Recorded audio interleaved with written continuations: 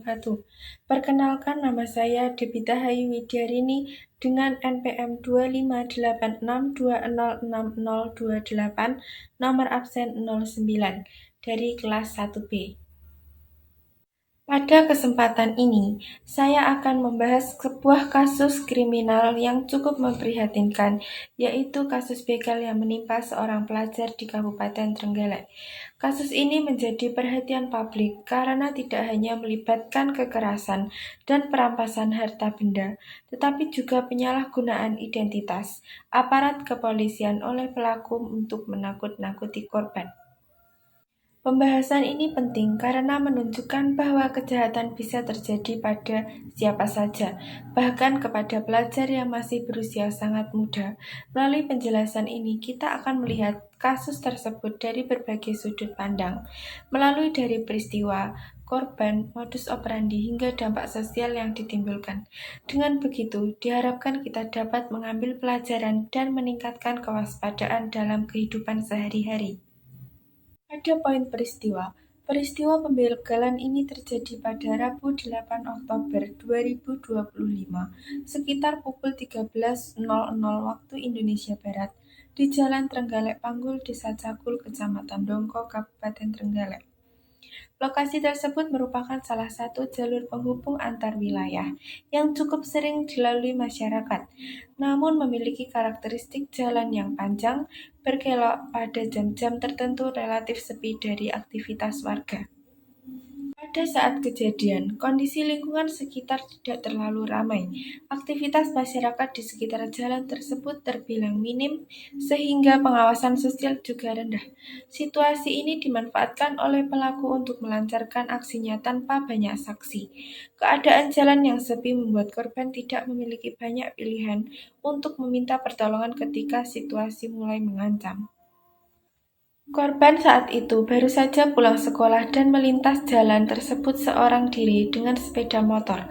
Sebagai seorang pelajar, korban berada dalam kondisi lelah setelah menjalani aktivitas belajar seharian, sehingga tingkat kewaspadaannya cenderung menurun. Faktor kelelahan ini seringkali dimanfaatkan oleh pelaku kejahatan karena korban dianggap lebih mudah dikuasai. Menariknya, kejadian ini berlangsung pada siang hari, bukan pada malam hari seperti yang sering diasosiasikan dengan tindak kriminal.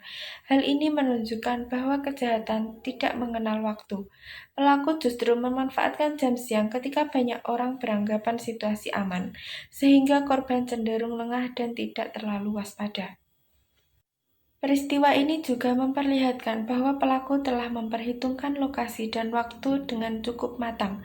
Jalan yang sepi, korban yang sendirian, serta minimnya pengawasan menjadi kombinasi yang memungkinkan kejahatan terjadi tanpa hambatan berarti. Dengan demikian, peristiwa ini bukanlah kejadian yang sepenuhnya kebetulan, melainkan hasil dari pemanfaatan situasi dan kondisi lingkungan. Dari peristiwa ini, dapat disimpulkan bahwa keamanan tidak hanya bergantung pada waktu, tetapi juga pada kondisi lingkungan dan kewaspadaan individu.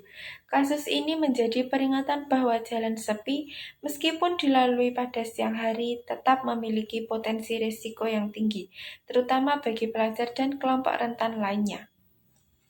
Pada poin korban dalam kasus pembegalan ini adalah seorang pelajar berusia 15 tahun yang masih berada pada masa remaja awal.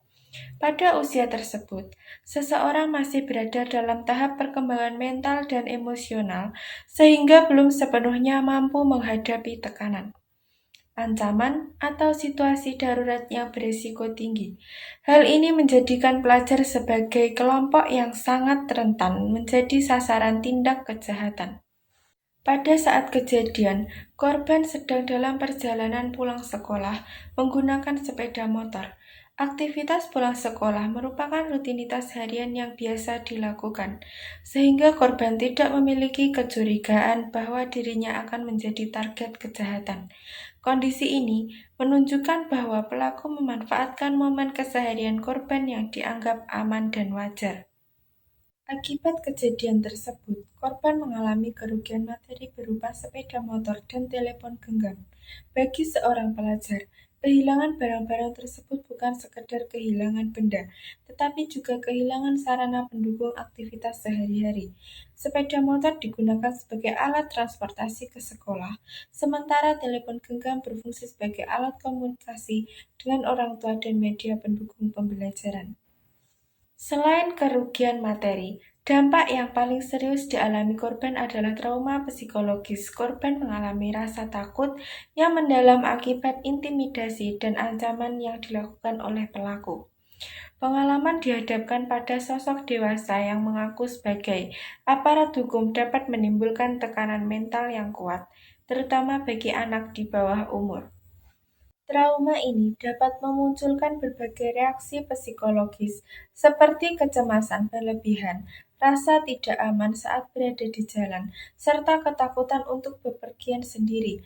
Dalam jangka panjang, kondisi ini dapat memengaruhi konsentrasi belajar, kepercayaan diri, dan hubungan sosial korban. Bahkan, korban bisa menjadi lebih tertutup atau mengalami penurunan motivasi belajar akibat pengalaman traumatis tersebut. Kasus ini juga berdampak pada keluarga korban.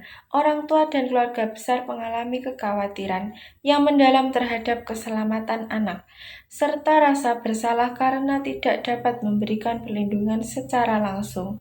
Kejadian ini seringkali membuat keluarga menjadi lebih cemas dan membatasi aktivitas anak demi alasan keamanan. Dengan demikian, korban dalam kasus ini tidak hanya mengalami kerugian fisik dan materi, tetapi juga menanggung beban psikologis dan emosional yang cukup berat. Oleh karena itu, korban memerlukan pendampingan dukungan keluarga serta perhatian dari lingkungan sekitar agar dapat pulih secara mental dan kembali menjalani aktivitas sehari-hari dengan rasa aman. Pada modus operandi yang digunakan pelaku dalam kasus begal pelajar di Trenggalek ini tergolong terencana, manipulatif, dan sangat berbahaya, terutama karena menyasar korban yang masih di bawah umur. Pelaku tidak melakukan aksinya secara terburu-buru, melainkan memanfaatkan situasi, kondisi lingkungan, serta kelemahan psikologis korban. Tahap pertama dalam modus operandi ini adalah pengintaian dan pemilihan target. Pelaku mengikuti korban dari jarak tertentu saat korban melintas di jalan sepi.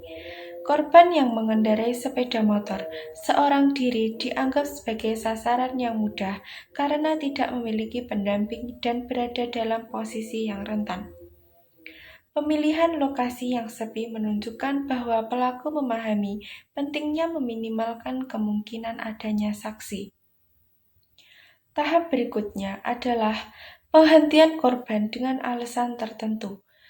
Pelaku menghentikan korban secara paksa, namun tidak langsung menggunakan kekerasan fisik. Sebaliknya, pelaku menggunakan pendekatan psikologis dengan mengaku sebagai anggota kepolisian. Pengakuan ini menjadi kunci utama dalam modus kejahatan yang dilakukan. Setelah mengaku sebagai polisi, pelaku kemudian menuduh korban melakukan pelanggaran, meskipun tuduhan tersebut tidak jelas dan tidak disertai bukti. Bagi korban yang masih berusia 15 tahun, tuduhan tersebut menimbulkan rasa takut dan panik. Korban merasa berada dalam posisi bersalah dan tidak berani membantah atau mempertanyakan kebenaran ucapan pelaku. Untuk memperkuat kebohongannya, pelaku melakukan intimidasi verbal dan nonverbal, seperti berbicara dengan nada tinggi, bersikap tegas, dan menunjukkan sikap seolah-olah memiliki wewenang hukum. Dalam beberapa kasus serupa, pelaku bahkan menunjukkan identitas palsu untuk meyakinkan korban, sehingga korban semakin yakin untuk pelaku benar-benar aparat resmi. Tekanan psikologis yang diberikan pelaku membuat korban berada dalam kondisi tertekan dan bingung pada kondisi tersebut. Korban cenderung memilih untuk menuruti perintah pelaku daripada mengambil risiko perlawanan. Pelaku kemudian meminta sepeda motor dan telepon genggam korban dengan dalih pemeriksaan atau penyitaan sementara. Setelah berhasil menguasai barang milik korban, pelaku langsung melarikan diri dari lokasi kejadian. Tidak adanya kekerasan fisik yang mencolok, membuat korban sempat kebingungan dan terlambat menyadari bahwa dirinya telah menjadi korban kejahatan. Hal ini merupakan ciri khas dari modus manipulatif yang mengandalkan tipu daya dan tekanan psikologis. Modus operandi seperti ini sangat merasakan karena tidak hanya merugikan korban secara langsung, tetapi juga merusak kepercayaan masyarakat terhadap aparat penegak hukum. Ketika identitas polisi disalahgunakan, masyarakat menjadi ragu untuk mematuhi atau mempercayai aparat yang sesungguhnya sehingga berdampak negatif pada keamanan dan ketertiban umum. Dengan memahami modus operandi ini, masyarakat diharapkan menjadi lebih waspada, terutama dalam mengenali ciri-ciri oknum yang mengaku sebagai aparat. Kesadaran ini penting agar masyarakat, khususnya pelajar, tidak mudah terintimidasi dan mengetahui hak-hak mereka ketika berhadapan dengan pihak yang mengaku memiliki wewenang hukum. Pada poin pelaku, pelaku dalam kasus pembegalan ini digambarkan sebagai seorang pria dewasa yang melakukan aksinya secara terencana dan penuh perhitungan. Pelaku tidak bertindak secara spontan, melainkan mempersiapkan dirinya agar terlihat meyakinkan di hadapan korban. Hal ini terlihat dari cara pelaku berbicara, bersikap, serta menyusun cerita untuk menipu korban. Dalam memperlancar aksinya, pelaku mengendarai sepeda motor yang digunakan untuk mengikuti korban dan melarikan diri setelah berhasil mengambil barang. Penggunaan sepeda motor memungkinkan pelaku bergerak cepat dan sulit dilacak, terutama di wilayah dengan jalan panjang dan sepi seperti lokasi kejadian. Salah satu hal yang paling serius dalam kasus ini adalah tindakan pelaku yang mengaku sebagai anggota kepolisian. Pelaku bahkan berani menunjukkan identitas palsu berupa KTP yang digunakan untuk memperkuat pengakuannya. Tindakan ini menunjukkan bahwa pelaku tidak hanya melakukan pencurian, tetapi juga melakukan penipuan dan pemalsuan identitas yang merupakan tindak pidana berat. Pelaku memanfaatkan ketidaktahuan dan ketakutan korban yang masih di bawah umur dengan posisi sebagai orang dewasa dan berpura-pura memiliki wewenang hukum. Pelaku menempatkan dirinya pada posisi dominan, sementara korban berada pada posisi tertekan dan tidak berdaya. Kondisi ini membuat korban sulit untuk melawan atau meminta pertolongan. Setelah berhasil menguasai situasi dan mendapatkan barang milik korban, pelaku segera melarikan diri dari tempat kejadian tindakan. Pelaku yang langsung kabur menunjukkan bahwa tujuan utamanya adalah mengambil keuntungan pribadi tanpa memedulikan dampak yang ditimbulkan terhadap korban. Hingga kasus ini dilaporkan, pelaku masih dalam pencarian oleh pihak kepolisian. Aparat melakukan penyelidikan dengan mengumpulkan keterangan korban, saksi, serta menelusuri kemungkinan jejak pelaku. Kasus ini menjadi perhatian serius karena melibatkan penyalahgunaan identitas aparat negara yang dapat mencoreng citra institusi kepolisian. Dengan melihat profil dan tindakan pelaku, dapat disimpulkan bahwa pelaku merupakan individu yang memiliki niat jahat serta keberanian tinggi dalam melanggar hukum. Oleh karena itu, penanganan yang tegas dan penyeluruhan sangat diperlakukan agar pelaku dapat segera ditangkap dan mempertanggungjawabkan perbuatannya sesuai dengan hukum yang berlaku. Selanjutnya, poin dampak kejadian. Dampak dari kasus pembegalan pelajar di Trenggalek ini tidak hanya dirasakan oleh korban secara langsung, tetapi juga meluas ke keluarga korban, masyarakat sekitar, hingga institusi penegak hukum. Kejadian ini menimbulkan berbagai konsekuensi yang bersifat materi, psikologis, sosial, dan institusional. Bagi korban, dampak paling nyata adalah kerugian materi, yaitu hilangnya sepeda motor dan telepon genggam. Barang-barang tersebut bukan sekedar benda berharga, tetapi memiliki fungsi penting dalam kehidupan sehari-hari korban. Sepeda motor digunakan sebagai sarana transportasi menuju sekolah, sedangkan telepon genggam berperan sebagai alat komunikasi dengan keluarga dan media pendukung pembelajaran. Kehilangan barang-barang ini dapat mengganggu aktivitas pendidikan korban secara langsung. Selain kerugian materi, dampak yang jauh lebih berat adalah trauma psikologis.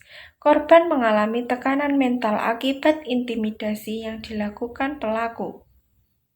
Rasa takut, cemas, dan ketidakamanan dapat terus menghantui korban, bahkan setelah kejadian berakhir. Dalam beberapa kasus, trauma seperti ini dapat menyebabkan korban enggan berpergian sendiri, mengalami gangguan konsentrasi belajar, dan menarik diri dari lingkungan sosial. Dampak kejadian ini juga dirasakan oleh keluarga korban. Orang tua dan anggota keluarga lainnya mengalami kecemasan yang mendalam terhadap keselamatan anak. Kejadian ini seringkali membuat keluarga menjadi lebih protektif dan membatasi aktivitas anak di luar rumah. Kondisi tersebut dapat memengaruhi perkembangan sosial dan kemandirian anak. Di tingkat masyarakat, kasus ini menimbulkan rasa resah dan ketakutan kolektif. Masyarakat, khususnya pengguna jalan yang sering melintas di lokasi kejadian, merasa tidak aman dan khawatir menjadi korban berikutnya. Jalan yang sebelumnya dianggap biasa, kini dipandang sebagai lokasi rawan kejahatan.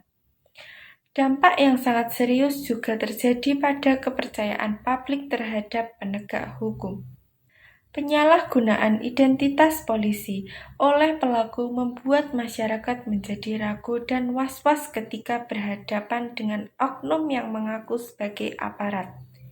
Hal ini berpotensi mengganggu hubungan antara masyarakat dan kepolisian, serta melemahkan upaya penegakan hukum di lapangan.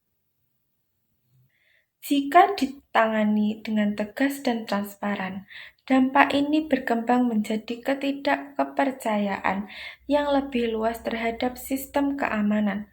Oleh karena itu, penanganan kasus ini tidak hanya bertujuan untuk menangkap pelaku, tetapi juga untuk memulihkan rasa aman dan kepercayaan masyarakat. Secara keseluruhan, dampak kejadian ini menunjukkan bahwa satu tindakan kriminal dapat menimbulkan efek berantai yang luas dan mendalam. Oleh karena itu, pencegahan dan penanganan kejahatan harus dilakukan secara menyeluruh dengan melibatkan semua pihak, baik aparat, masyarakat, maupun keluarga. Selanjutnya, poin peran warga. Peran warga memiliki posisi yang sangat penting dalam menyikapi dan menanggulangi kasus pembegalan pelajar di Trenggalek ini. Dalam kejadian tersebut, warga sekitar menunjukkan kepedulian sosial dengan memberikan bantuan kepada korban setelah pelaku melarikan diri. Tindakan warga ini menjadi langkah awal yang sangat berarti bagi korban yang masih mengalami syok dan ketakutan. Warga membantu korban dengan menenangkan kondisi emosionalnya, memastikan keselamatannya, serta memberikan perlindungan sementara. Kehadiran warga di sekitar korban membantu mengurangi rasa panik dan trauma yang dialami korban. Hal ini menunjukkan bahwa solidaritas sosial memiliki peran besar dalam situasi darurat. Selain memberikan pertolongan langsung, warga juga berperan dalam mendampingi korban untuk melaporkan kejadian tersebut kepada pihak kepolisian. Pendampingan ini penting karena korban masih di bawah umur dan membutuhkan dukungan orang dewasa dalam menghadapi proses hukum. Dengan adanya dukungan warga, korban tidak merasa sendirian dan lebih berani untuk melaporkan kejahatan yang dialaminya. Peran warga tidak berhenti pada saat kejadian saja, tetapi juga berlanjut dalam upaya pencegahan kejahatan di lingkungan sekitar. Warga diharapkan lebih waspada terhadap aktivitas mencurigakan, terutama di jalan-jalan sepi yang sering dilalui pelajar. Sikap saling mengawasi dan peduli terhadap lingkungan dapat meminimalkan peluang terjadinya kejahatan serupa. Selain itu, warga dapat berperan aktif dengan berbagi informasi kepada sesama warga dan aparat keamanan mengenai potensi kerawanan di lingkungan mereka. Informasi dari masyarakat seringkali menjadi kunci dalam membantu aparat mengungkap pelaku kejahatan. Dalam konteks yang lebih luas, peran warga juga mencakup edukasi kepada anak-anak dan remaja tentang pentingnya kewaspadaan dan keselamatan diri. Orang tua dan masyarakat dapat memberikan pemahaman mengenai cara bersikap ketika menghadapi orang asing atau oknum yang mengaku sebagai aparat. Dengan demikian, warga bukan hanya sebagai saksi pasif, tetapi sebagai mitra aktif aparat penegak hukum dalam menciptakan lingkungan yang aman. Kepedulian, kewaspadaan, dan kerjasama antar warga menjadi kunci utama dalam mencegah dan menangani tindak kejahatan di masyarakat. Selanjutnya, poin tindakan kepolisian. Setelah menerima laporan dari korban dan warga, pihak kepolisian segera mengambil langkah-langkah penanganan sesuai dengan prosedur hukum yang berlaku. Tindakan cepat ini sangat penting untuk memastikan bahwa kasus dapat ditangani secara serius, serta mencegah terulangnya kejadian serupa di lokasi yang sama. Langkah awal yang dilakukan oleh kepolisian adalah menerima laporan resmi dari korban, yang kemudian dicatat dalam laporan kepolisian. Mengingat korban masih di bawah umur, proses pelaporan dilakukan dengan pendampingan orang tua atau wali serta disertai keterangan dari saksi-saksi di sekitar lokasi kejadian. Pendekatan ini menunjukkan bahwa kepolisian memperhatikan aspek perlindungan anak dalam proses hukum. Selanjutnya, petugas melakukan olah tempat kejadian perkara atau TKP. Kegiatan ini meliputi pengamatan kondisi lokasi, pencatatan situasi sekitar, serta pengumpulan informasi yang dapat membantu mengungkap identitas pelaku. Olah TKP menjadi langkah penting untuk mengetahui bagaimana kejahatan terjadi dan jalur pelarian yang mungkin digunakan pelaku. Polsek Ndongko kemudian bekerja sama dengan Satreskrim Polres Trenggalek untuk memperluas penyelidikan. Kerjasama ini dilakukan karena kasus tersebut tergolong serius, terutama karena melibatkan penyalahgunaan identitas aparat kepolisian. Dengan dukungan satuan yang lebih besar, proses pencarian pelaku dapat dilakukan secara lebih maksimal. Dalam proses penyelidikan, kepolisian juga mengumpulkan keterangan dari korban secara mendalam, namun tetap memperhatikan kondisi psikologis korban. Pendekatan yang humanis sangat diperlakukan agar korban merasa aman dan tidak semakin tertekan. Hal ini menunjukkan bahwa penegakan hukum tidak hanya berorientasi pada penangkapan pelaku, tetapi juga pada pemulihan korban. Selain itu, kepolisian melakukan penelusuran identitas pelaku, termasuk mengecek kemungkinan penggunaan identitas palsu dan kendaraan yang digunakan. Informasi dari masyarakat sangat membantu dalam tahap ini, sehingga kepolisian juga menghimbau warga untuk segera melapor jika melihat orang atau kendaraan yang mencurigakan. Tindakan kepolisian dalam kasus ini bertujuan untuk mengembalikan rasa aman masyarakat. Dengan adanya proses hukum yang jelas dan transparan, masyarakat diharapkan kembali percaya bahwa aparat hadir untuk melindungi dan melayani. Kasus ini menjadi bukti bahwa kepolisian memiliki peran strategis, tidak hanya sebagai penegak hukum, tetapi juga menjadi penjaga keamanan dan ketertiban masyarakat. Secara keseluruhan, Tindakan kepolisian dalam menangani kasus begal pelajar ini mencerminkan upaya serius dalam menegakkan hukum, melindungi korban, serta menjaga kepercayaan publik. Keberhasilan penanganan kasus ini sangat bergantung pada kerjasama antara aparat dan masyarakat. Sebelum pada bagian penutup, ada pesan moral dan nilai sosial, yaitu kasus pembegalan terhadap pelajar yang telah kita bahas bersama ini pada dasarnya tidak hanya menyisakan luka bagi korban, tetapi juga meninggalkan pesan moral yang sangat mendalam bagi seluruh lapisan masyarakat. Peristiwa ini mengingatkan kita bahwa kejahatan dapat terjadi kapan saja dan kepada siapa saja, bahkan kepada mereka yang seharusnya mendapatkan perlindungan, seperti pelajar yang masih berada dalam proses tumbuh dan belajar. Oleh karena itu, kasus ini seharusnya tidak kita pandang sebagai sekedar berita kriminal, melainkan sebagai cermin bagi kehidupan sosial kita bersama. Pesan moral pertama yang dapat kita ambil adalah pentingnya kewaspadaan tanpa rasa curiga berlebihan. Masyarakat perlu waspada terhadap lingkungan sekitar, namun tetap menjaga nilai-nilai kemanusiaan dan saling menghormati. Kewaspadaan bukan berarti hidup dalam ketakutan, melainkan kemampuan untuk mengenali situasi yang tidak wajar dan mengambil langkah yang aman. Dalam konteks ini, kasus pembegalan mengajarkan kita bahwa sikap waspada harus dibangun melalui pengetahuan, pengalaman, dan edukasi yang berkelanjutan. Pesan moral berikutnya adalah pentingnya kejujuran dan tanggung jawab sosial. Tindakan pelaku yang menyalahgunakan identitas aparat bukan hanya melanggar hukum, tetapi juga merusak kepercayaan masyarakat terhadap institusi yang seharusnya menjadi pelindung. Kepercayaan sosial merupakan fondasi penting dalam kehidupan masyarakat, dan ketika kepercayaan tersebut dirusak, maka dampaknya akan dirasakan oleh banyak pihak. Oleh karena itu, setiap individu memiliki tanggung jawab moral untuk menjaga kejujuran dalam setiap peran yang dijalani.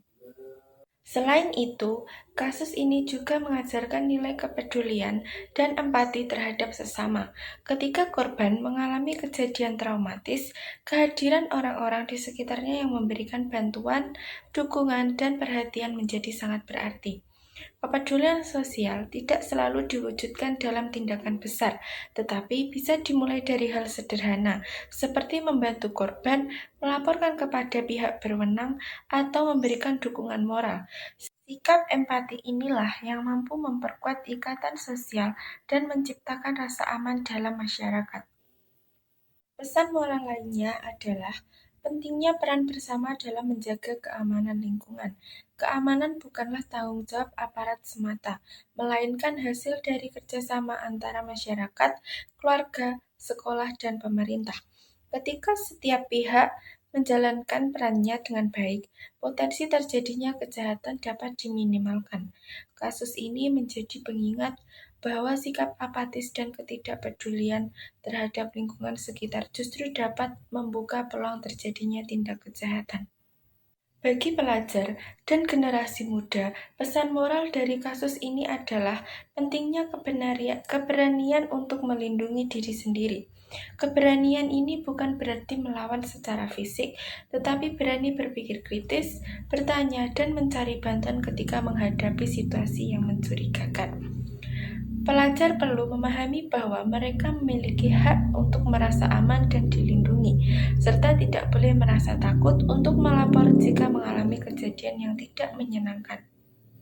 Sementara itu, bagi orang tua dan pendidik, kasus ini mengandung pesan moral tentang pentingnya pendampingan dan pendidikan karakter. Anak-anak tidak hanya membutuhkan pengetahuan akademik, tetapi juga bimbingan tentang nilai-nilai moral, etika, dan keselamatan diri. Pendidikan karakter yang kuat akan membantu anak mengambil keputusan yang tepat ketika berada dalam situasi sulit, serta membentuk pribadi yang lebih tangguh dan bertanggung jawab. Secara keseluruhan, pesan moral dari kasus pembegalan pelajar ini mengajak kita untuk melakukan refleksi bersama tentang bagaimana kita menjalani kehidupan bermasyarakat. Keamanan, kepedulian, dan kejujuran bukanlah hal yang bisa berdiri sendiri, melainkan saling berkaitan dan harus dijaga bersama. Dengan menanamkan nilai-nilai tersebut dalam kehidupan sehari-hari, kita tidak hanya mencegah terjadinya kejahatan, tetapi juga menciptakan lingkungan yang lebih manusiawi dan berkeadilan. Sebagai penutup pesan moral ini, marilah kita jadikan peristiwa ini sebagai pembelajaran bersama, bukan untuk menakut-nakuti, tetapi untuk membangun kesadaran, kepedulian, dan tanggung jawab sosial. Dengan demikian, kita dapat berkontribusi dalam menciptakan lingkungan yang aman, nyaman, dan penuh rasa saling menghargai bagi seluruh anggota masyarakat, khususnya bagi generasi muda sebagai penerus bangsa. Sebagai penutup dari seluruh rangkaian pembahasan kasus begal pelajar di Kabupaten Trenggalek ini, penting bagi kita untuk melihat peristiwa tersebut tidak hanya sebagai sebuah kejadian kriminal yang berdiri sendiri, melainkan sebagai fenomena sosial yang mencerminkan berbagai persoalan dalam kehidupan bermasyarakat. Kasus ini membuka mata kita bahwa keamanan bukanlah sesuatu yang dianggap sebagai remeh atau sepenuhnya diserahkan kepada satu pihak saja.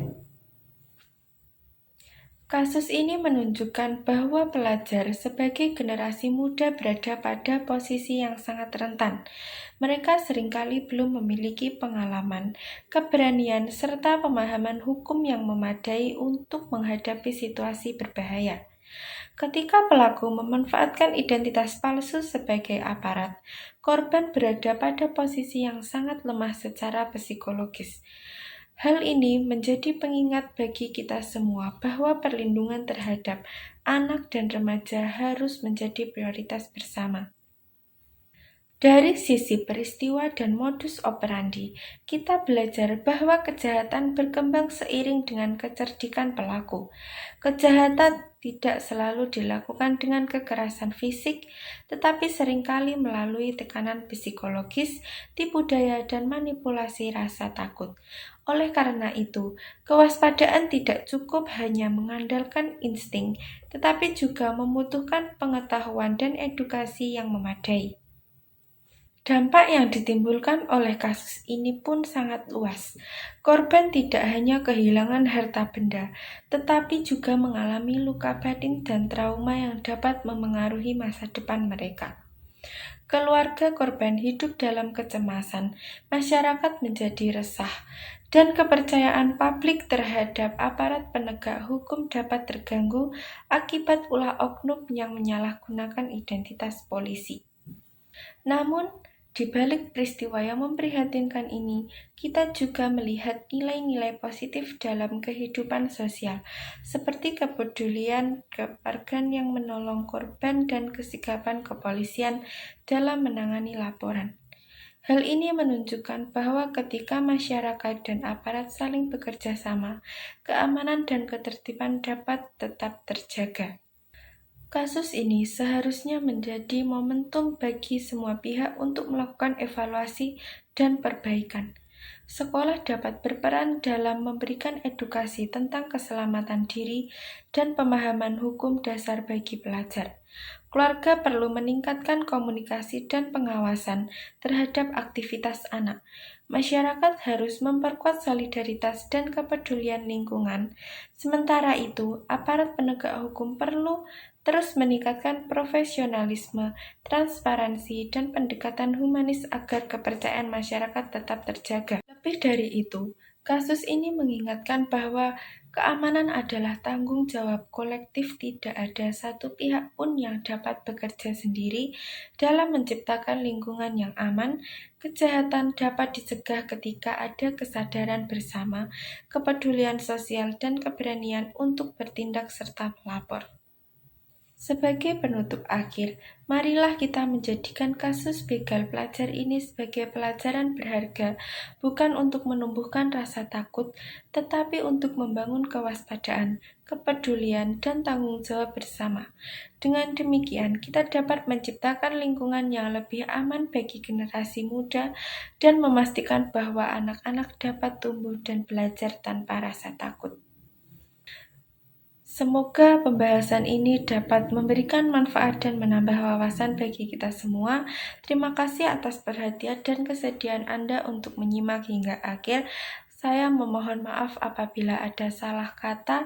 Wassalamualaikum warahmatullahi wabarakatuh.